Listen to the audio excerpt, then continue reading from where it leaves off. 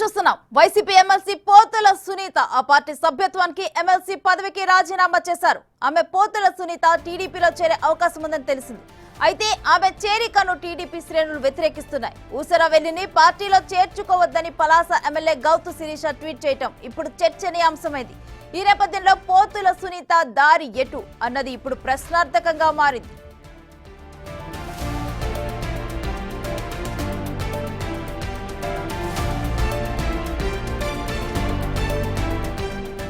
సునీత కొంతకాలంగా వైసీపీ మహిళా విభాగ రాష్ట్ర అధ్యక్షురాలుగా పనిచేస్తున్నారు. అయితే మరో ఎమ్మెల్సీ వరుదు కళ్యాణిని ఉపాధ్యక్షురాలుగా నియమించి ఆమెకే పార్టీలో ప్రాధాన్యమిచ్చారు.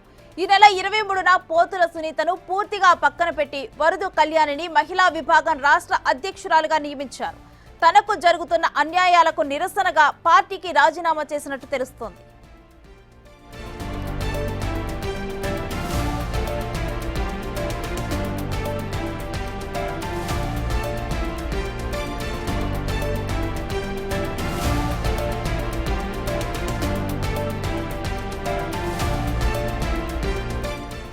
ప్రస్తుతం అయితే పోతుల సునీత ఇటు వైఎస్ఆర్సీపీ పార్టీకి రాజీనామా చేశారు. ఇక దీనికి సంబంధించిన డీటెయిల్స్ అయితే మా ప్రతినిధిని అడిగి తెలుసుకుందాం. జయరాం, అసలు ఇప్పుడు ప్రస్తుతం పోతుల సునీత దారెట్టు?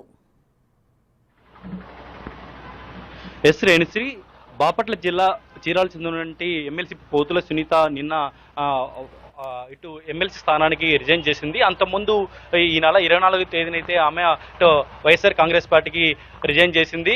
అయితే ఈమె ఫస్ట్ ఈ రాజకీయ అరగంటం వచ్చేసి టీడీపీలోనే 2014లో ఇటు చంద్రబాబు నాయుడు ఇటు టీడీపీ నుంచి ఆమెకు అవకాశం కల్పించారు. 2014 సార్వత్రిక ఎన్నికల్లో ఆమంచి కృష్ణమోహన్ మీద ఆమె ఓడిపోయింది. ఆ తర్వాత ఆమె కొన్ని రోజుల పాటు ఒక టీడీపీ ఇన్ఛార్జిగా అయితే ఆమె హవా సాగింది. ఆ తర్వాత అటు ఆమంచి కృష్ణమోహన్ ఇటు ఇండిపెండెంట్ గెలిచి కూడా ఆయన ఇటు టీడీపీలోకి రావడం జరిగింది.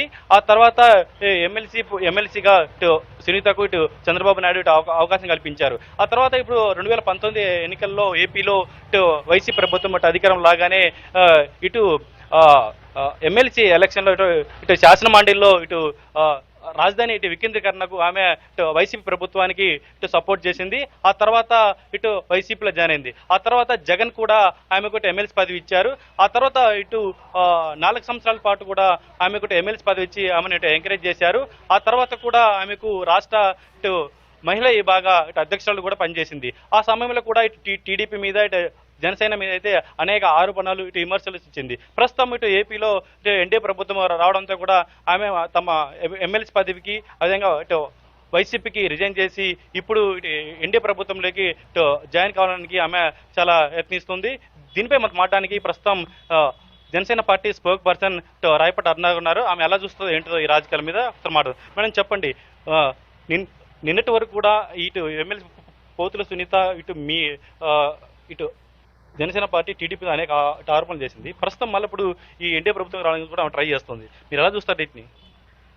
వీళ్ళందరినీ రాజకీయ వలస పక్షులు అంటారండి. వీళ్ళకి రాజకీయం అంటే సామాజిక సేవ, సామాజిక బాధ్యత ప్రజల కోసం అన్నది కాకుండా ఒక ఆదాయ మార్గంగా, ఒక అధికార మార్గంగా చూసుకొని ఎటు అవకాశం ఉంటే అటు దూరే వ్యక్తులు వీళ్ళంతా కూడా. ఇట్లాంటి వాళ్ళతో ఏ పార్టీకైనా ఎప్పటికైనా ప్రమాదమే. రాజకీయంగా విమర్శలు చేసి ఉంటే ప్రతిపక్షంలో ఉన్న వాళ్ళని ఎలా ప్రవర్తించాలో అలాగే కనుక ప్రవర్తించి ఉంటే మాకు పెద్దగా సమస్య ఉండేది కాదు. ఎందుకంటే పార్టీ చేర్పులు మార్పులు ఇవన్నీ కూడా ఏ రాజకీయ నాయకులకైనా సహజం కాలగమనంలో పార్టీ అధికారంలోకి వచ్చినప్పుడు.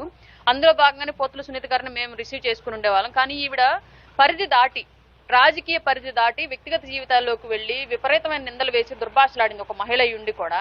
అట్లాంటి మాటలు మాట్లాడిన వ్యక్తికి వ్యతిరేకంగా మేము మా పార్టీ నాయకుల్ని డిఫెండ్ చేసుకుంటూ అప్పట్లో ఆవిడకి వ్యతిరేకంగా మేము వాయిస్ రేస్ చేసిన సందర్భాలు చాలా ఉన్నాయి. ఈ పోతుల సునీత అనే వ్యక్తి వైసీపీలో రోజా గారి తర్వాత ఆ స్థాయిలో నోరు అధికంగా పారేసుకున్న ఒక గౌరవప్రదమైన పోస్ట్ లో ఉండి మరి ఎమ్మెల్సీగా ఉండి మరి ఆ రకంగా నోరు పారేసుకున్న వ్యక్తి ఈ పోతుల సునీత గారు. ఒక బీసీ సామాజిక వర్గానికి చెందిన మహిళ అయ్యుండి కేవలం సామాజిక వర్గాన్ని బేస్ చేసుకుని పదవులు చేపడుతూ కూడా ఆమె సామాజిక వర్గానికి ఏమీ చెయ్యకపోగా కేవలం ఆమె రాజకీయ లబ్ధి కోసమే అప్పట్లో ఉన్నటువంటి మా నాయకుల మీద విపరీతమైన విషపూరితమైన బురద జల్లింది ఈవిడ. ఇటు టీడీపీ ఎమ్మెల్యే గౌతు శిరీష కూడా అయితే ఆమె రాకనైతే తీవ్ర వ్యతిరేకిస్తుంది. మీరు అపోజ్ చేస్తున్నారు ఏంటి? అపోజ్ అంటే ఇప్పుడు అధిష్టానాలు తీసుకునే నిర్ణయాలు మేము ఎట్టి పరిస్థితుల్లో అపోజ్ చేయమండి. అధిష్టానాలు ఏ నిర్ణయం తీసుకున్నా అది మాకు సమ్మతమే అవుతుంది కానివ్వండి. ఇట్లాంటి వాళ్ళ వల్ల మన పార్టీకి ఎలాంటి ఉపయోగం ఉండిద్ది అన్నది ఒకసారి అధిష్టానాలు ఆలోచించుకోవాలి. ఈవెన్ తీసుకునే ముందు అది ఏ పార్టీ అయినా సరే, ఎన్డీఏ కూటమిలోని ఏ పార్టీ అయినా వీళ్ళ వల్ల ఉన్న క్రెడిబిలిటీ పోతుంది తప్ప వీళ్ళ వల్ల ఉపయోగం ఏమీ ఉండదు. ఇట్లాంటి వాళ్ళు ఎంతో మందిని ఇలాగే జగన్మోహన్ రెడ్డి యొక్క భావజాలంలో కూరుకుపోయి వీళ్ళ రాజకీయ భవిష్యత్తు నాశనం చేసుకున్నారు. బీసీలు, ఎస్సీలు, కాపులు, ఎస్టీలు పెద్ద ఎత్తున వాళ్ళ రాజకీయ జీవితానికి సమాధి కట్టుకున్నారు. కేవలం జగన్మోహన్ రెడ్డి యొక్క వ్యవహార శైలితో అతను మాట్లాడించిన మాటలు ఇవన్నీ కూడా, అతను చేయించిన పనులు ఇవన్నీ కూడా వీళ్ళు కూడా విలువలు వదిలేసి కేవలం పదవులు, ఆస్తులు కూడగట్టుకోవడమే ఒక పెద్ద ఎత్తున తీసుకొని రాజకీయ విలువలను కోల్పోయి మాట్లాడారు. కాబట్టి ఇట్లాంటి వాళ్ళు ఈ రోజు పార్టీలో ఉంటే వాళ్ళతో కలిసి పనిచేయడం మాకు కొంచెం ఇబ్బందిగానే ఉండిద్ది. చూడాలి అధిష్టానం మరి ఎలాంటి నిర్ణయం తీసుకునిద్ది ముందు. ఇటు టీడీపీ నేతలు కూడా ఉన్నారు, వాళ్ళ వర్షం కూడా తీసుకున్నారు. సార్ చెప్పండి, ఇప్పుడు ఎమ్మెల్సీ పోతుల సునీత కూడా మీ టీడీపీ వస్తుందని కూడా అయితే ఇట్లా ఊహానాలు వస్తున్నాయి, మీరు ఎలా రియాక్ట్ అవుతారు దీనిపై? అంటే 2014లో టీడీపీ తరఫున పోటీ చేసినటువంటి వ్యక్తి ఒకవేళ ఓడిపోతే మళ్ళీ ఎమ్మెల్సీ స్థానం ఇచ్చి గౌరవప్రదంగా చూసినటువంటి చంద్రబాబు నాయుడు గారిని మళ్ళీ వైసీపీ ప్రభుత్వ రంగాలనే వికేంద్రీకరణ రాజధాని బిల్లుకి ఆమోదం తెలిపింది వైసీపీ తరఫున. అలాంటి వ్యక్తి ఈరోజు నారా భువనేశ్వర్ గారిని, నారా బ్రాహ్మణి గారిని వీళ్ళు పాల వ్యాపారం చేయట్లేదు,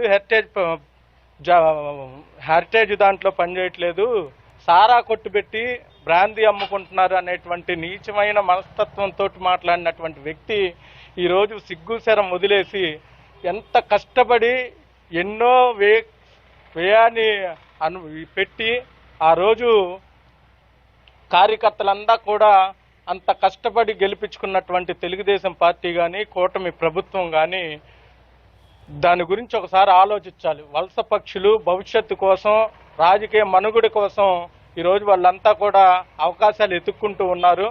కార్యకర్తల మనోభావాలు దెబ్బతినకుండా అధిష్టానాలు ఆలోచించి చేరేటటువంటి వ్యక్తుల మనస్తత్వం ఎలాంటిది, వారి యొక్క క్యారెక్టర్ ఏంది, వచ్చినందువల్ల పూర్తిగా మళ్ళీ పని చేయగలరా ప్రభుత్వానికి, లేదంటే మళ్ళీ అవకాశం వస్తే అటు వెళ్ళిపోయి మనల్ని మళ్ళీ తిడతారా, మనల్ని ఇబ్బంది పెడతారా అని కూడా ఒకసారి ఆలోచించుకోవాలి అధిష్టానం.